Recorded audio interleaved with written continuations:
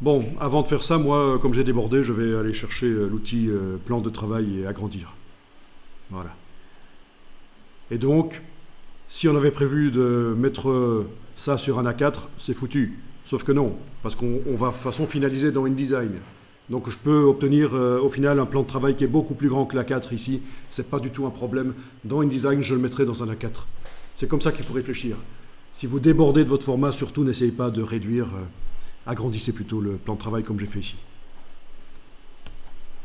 Alors voilà, votre objet, quand vous le sélectionnez, vous avez donc dans la palette des calques la petite cible en gris qui indique qu'il y a un effet qui a été mis sur cet objet. L'effet, il est dans la palette des aspects. On va chercher la palette des aspects.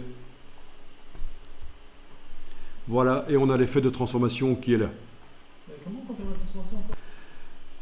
Alors voilà, on va dans le menu Objet et on demande Décomposer l'aspect.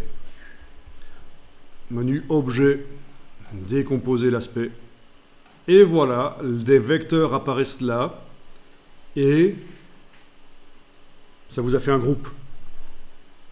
Dans la palette des calques, au lieu d'un objet, vous en avez deux et ils sont mis dans un groupe. C'est Illustrator qui, de manière sympathique, vous a mis ça dans un groupe.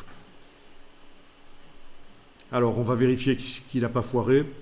Ce qu'il a fait, c'est qu'il a fait un groupe dans lequel il y avait deux autres groupes, mais qui ne contiennent qu'un tracé.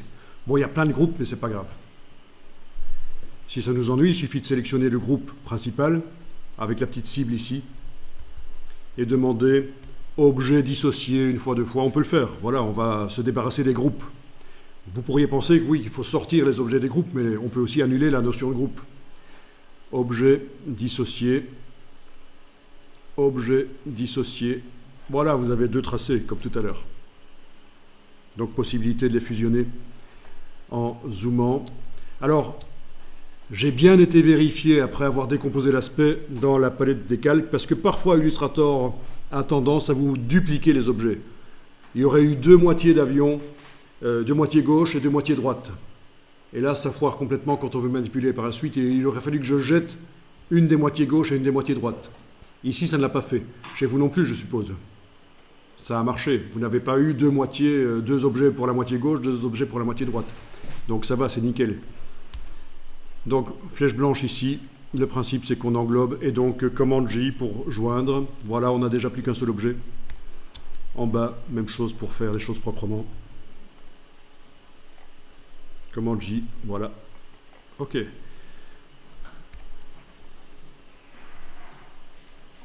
Et ça, c'est pratique, notamment si vous voulez mettre un dégradé sur l'objet, sur tout votre objet composé de deux moitiés, ben que ce soit fusionné, ça peut être pratique. Par exemple, ici, en sélectionnant l'objet comme ça, on va pouvoir mettre un dégradé sur son fond. C'est l'occasion de parler un peu des dégradés.